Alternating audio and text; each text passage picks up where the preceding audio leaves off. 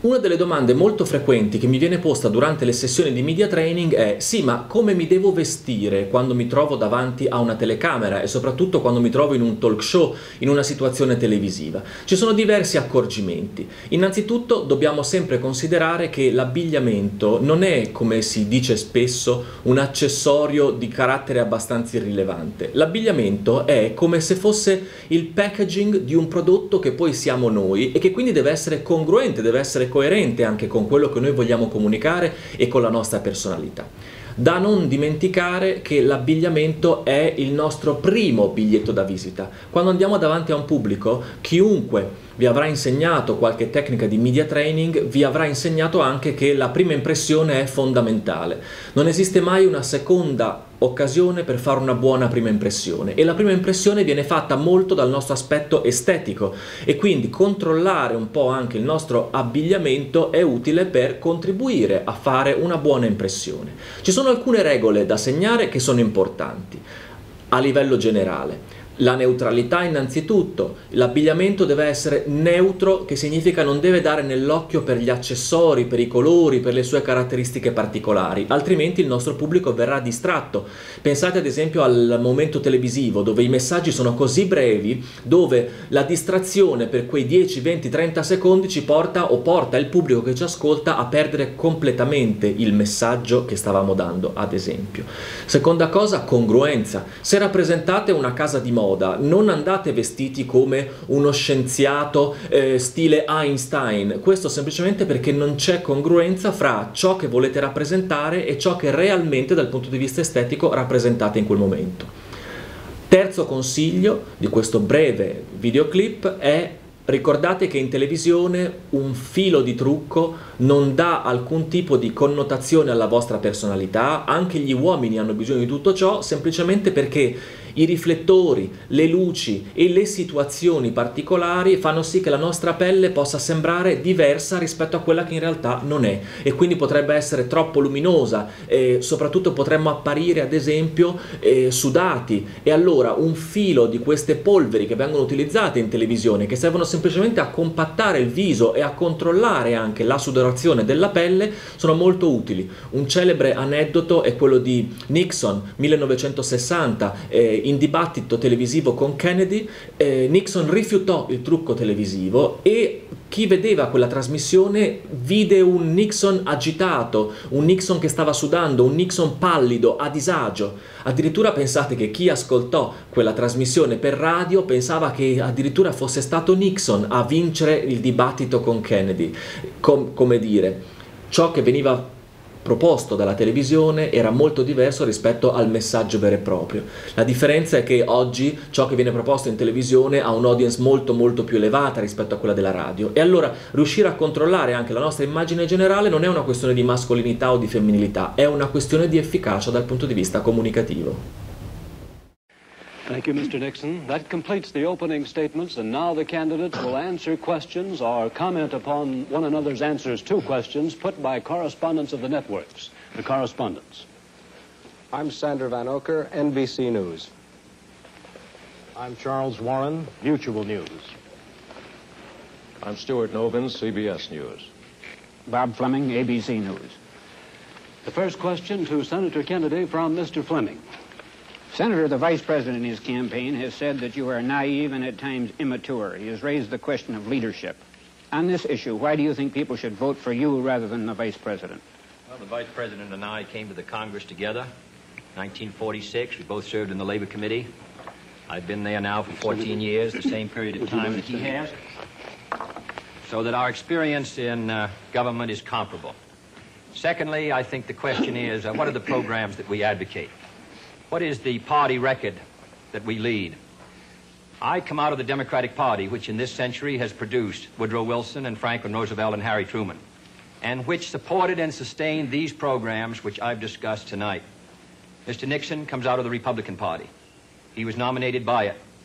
And it is a fact that through most of these last 25 years, the Republican leadership has opposed federal aid for education, medical care for the aged, development of the Tennessee Valley, development of our natural resources. I think Mr. Nixon is an effective leader of his party. I hope he would grant me the same. The question before us is, which point of view and which party do we want to lead the United States? Mr. Nixon, would you like to comment on that statement? I have no comment. The next question to Vice President Nixon from Mr. Van Oker. Mr. Vice President, since the question of executive leadership is a very important campaign issue, I'd like to follow Mr. Noven's question. Now, Republican campaign slogans, you'll see them on signs around the country, as we did last week, say, it's experience that counts. That's over a picture of yourself, sir. Implying that you've had more governmental, executive decision-making experience than your opponent. Now, in his news conference on August 24th, President Eisenhower was asked to give one example of a major idea of yours that he adopted. His reply was, and I'm quoting, "If you give me a week, I might think of one. I don't remember." Now, that was a month ago, sir, and the President hasn't brought it up since. And I'm wondering, sir, if you can clarify which version is correct, the one put out by Republican campaign leaders or the one put out by President Eisenhower? Well, I would suggest, Mr. Van Oker, that if you know the President, that was probably a facetious remark.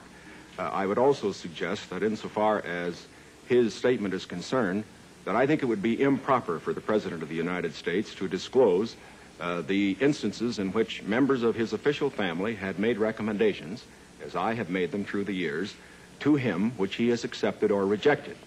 The President has always maintained, and very properly so, that he is entitled to get what advice he wants from his cabinet and from his other advisors without disclosing that to anybody, including, as a matter of fact, the Congress. Now, I can only say this. Through the years, I have sat in the National Security Council. I have been in the cabinet. I have met with the legislative leaders. I have met with the President when he made the great decisions with regard to Lebanon, Kimoy Matsu, other matters. The President has asked for my advice. I have given it. Sometimes my advice has been taken. Sometimes it is not. I do not say that I have made the decisions, and I would say that no president should ever allow anybody else to make the major decisions. The President only makes the decisions. All that his advisors do is to give counsel when he asks for it. As far as what experience counts and whether that is experience that counts, that isn't for me to say. I can only say that my experience is there for the people to consider. Senator Kennedy's is there for the people to consider. As he pointed out, we came to the Congress in the same year. His experience has been different from mine. Mine has been in the executive branch. His has been in the legislative branch. I would say that the people now have the opportunity to evaluate his as against mine, and I think both he and I are going to abide by whatever the people decide. Senator Kennedy? Well, I'll just say that the question is of experience, and the question also is what our judgment is of the future, and what our goals are for the United States, and what ability we have to implement those goals. Abraham Lincoln came to the presidency in 1860 after a rather little-known session in the House of Representatives, and after being defeated for the Senate in 58, and was a distinguished president. There is no certain road to the presidency. There are no guarantees that if you take one road or another that you will be a successful president. I have been in the Congress for 14 years.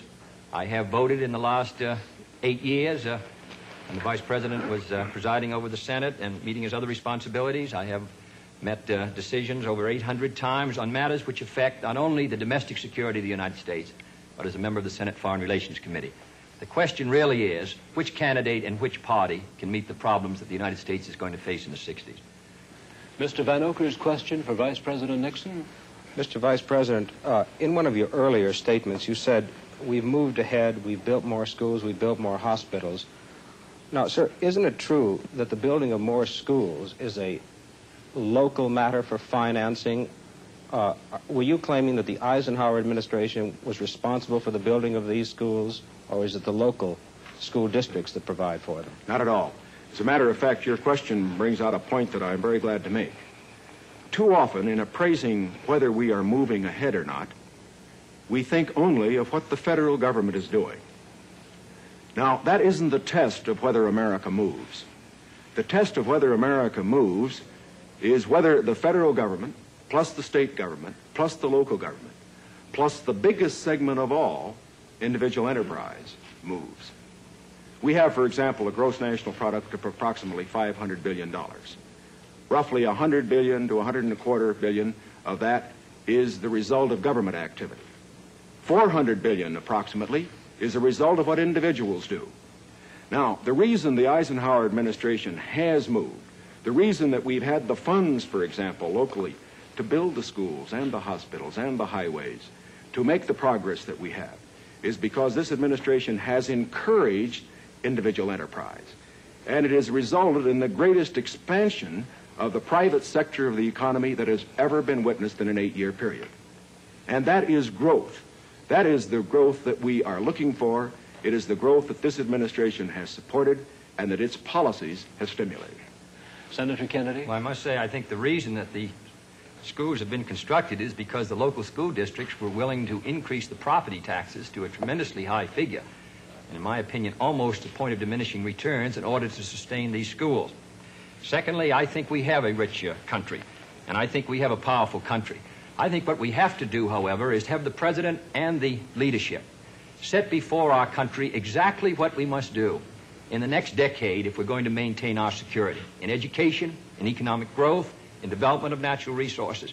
The Soviet Union is making great gains.